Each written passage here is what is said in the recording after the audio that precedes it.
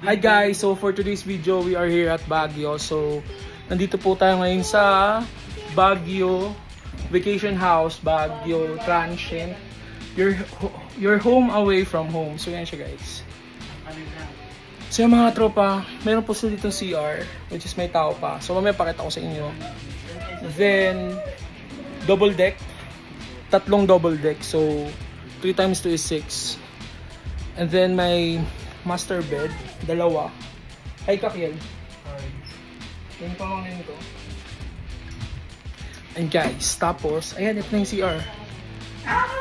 Say hi. Hi. Ayan, si Joel. Ayan yung CR nila, guys. Ano? Ang hina ng tubig. Ayun, ang hina daw ng tubig. So, ayan siya, guys. Bids na rin. So, ayan. Gala. Isama namin kayo mamaya sa gala namin. Bye-bye!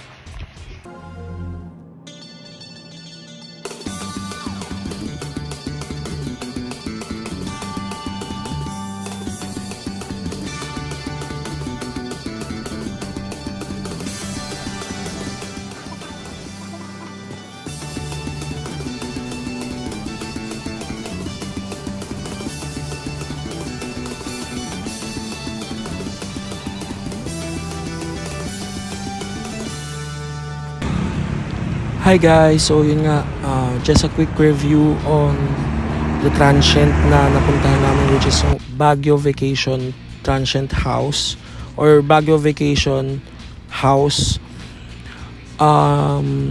For the owner, kasi sa owner kami mismong nakapagpa-reserve, sobrang accommodating, sobrang bait, and sobrang hands-on, and also gave us discount. Yun, sobrang bait ng owner, wala akong masasabi, and sobrang yun, accommodating ng owner.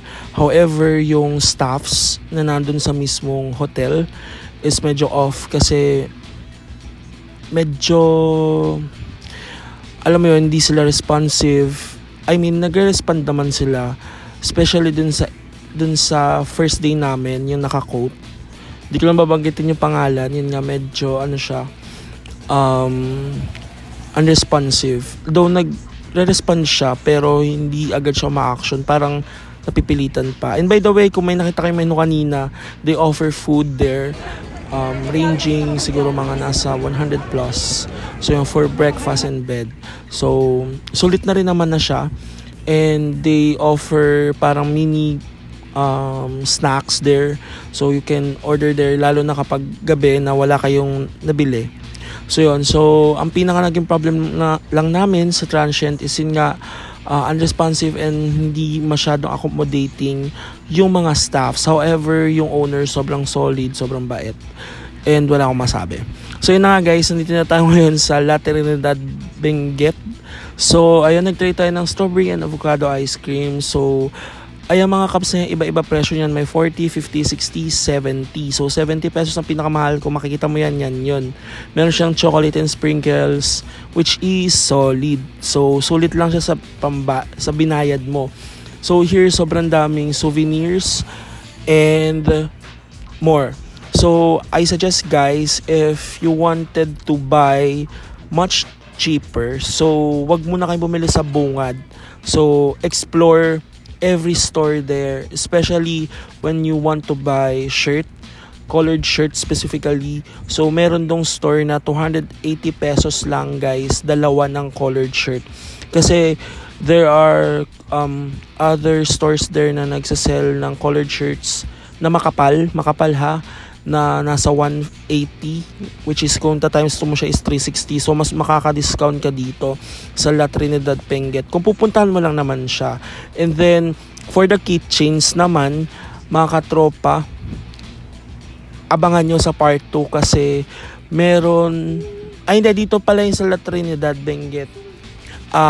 Dito is 13 keychains for 100 pesos.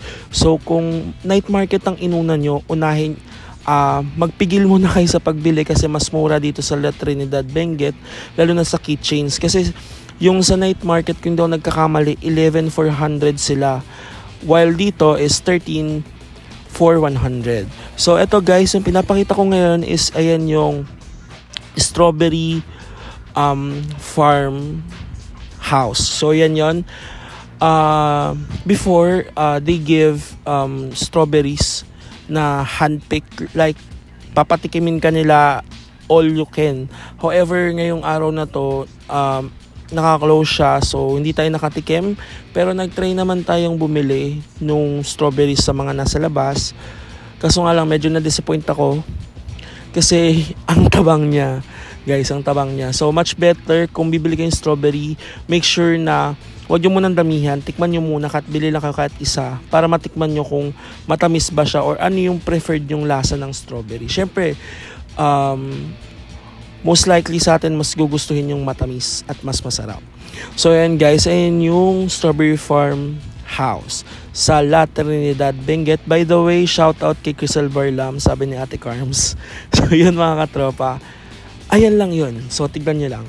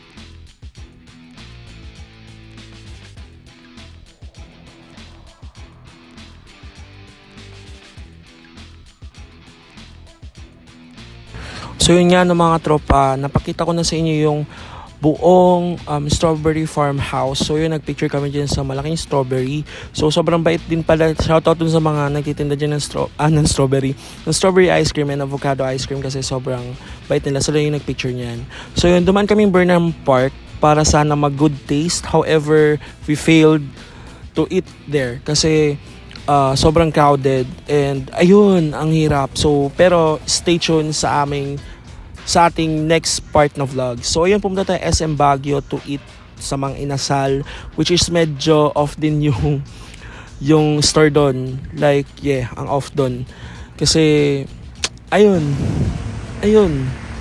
medyo unorganized. So yun lang. So just a quick commercial. Bye.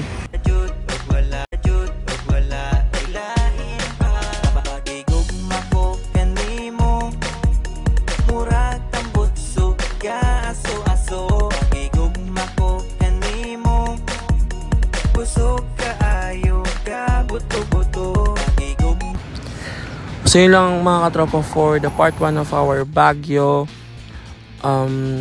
staycation. Bye-bye. Stay tuned for next part. Don't forget